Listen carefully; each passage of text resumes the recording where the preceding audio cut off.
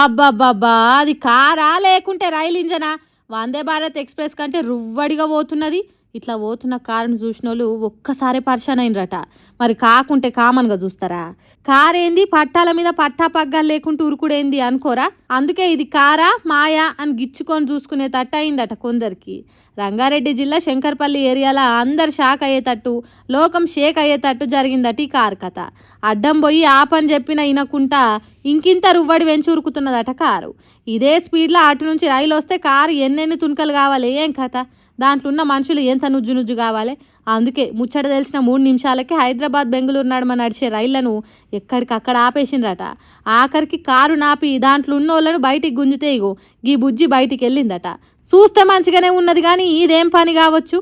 ఎవరి మీద నన్న కోపం కొద్దీ రైలు కింద పడి చచ్చేతానికి పట్టాల మీద కారు నడిపిందా, లేకుంటే ఈ నడమ రీల్స్ పిచ్చితోని శృతి మించుతున్న ఆగడాల తీరేమన్నా చేసిందా? ఇవన్నీ కాదు, నెత్తిల పురుగు ఏమన్నా తిరిగి తన మానసికంగా మంచిగా లేదా అనేది తెలుసుకునే పని చేస్తున్నారట పోలీసులు.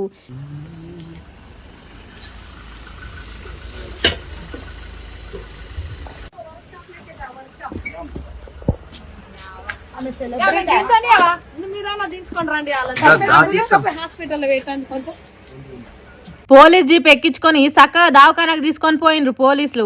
అక్కడ ఈ దొరసానిని కష్టపడి గట్టిగా అనగబట్టి రక్త శాంపుల్ తీసిండ్రు. ఏమన్నా మత్తు మందులు తీసుకొని ఇట్లా చేసిందా అనేది తెలుసుకునే పని చేస్తారట ఆ రక్తాన్ని పరీక్ష బట్టి.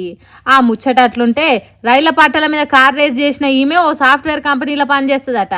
ఈ నడమని ఈమె తీరు మంచిగా లేకనో మరెందుకో తెలియదు కానీ జాబ్ల నుంచి తీసేసిండ్రట. ఈ దొరసాని నిర్వాకం చేయబట్టి గంటల కొద్దీ రైళ్ళు ఎక్కడికక్కడ ఆగినాయట. ఇటు పోలీసులు అటు రైళ్ల శాఖోళ్ళు నడుమిట్లుండి ఈ కార్ రేసును చూసిన పబ్లిక్ పరిశాన్ చేసింది. రోజులు గడిచే కొద్దీ మనుషులు గిట్ల తయారవుతున్నారు. ఏందో ఏమో పోన్రి, చదువుకోకముందు కాకరకాయ అన్నోడు చదువుకున్నాక కీకరకాయ అన్నట్టుంది ఏ వారము. టెక్నాలజీ పెరిగి మనిషి మేధస్సు పెరుగుతున్నా కొద్దీ గిసొంటి పనులు జరుగుడే మంచిగా లేదంటారు పబ్లిక్.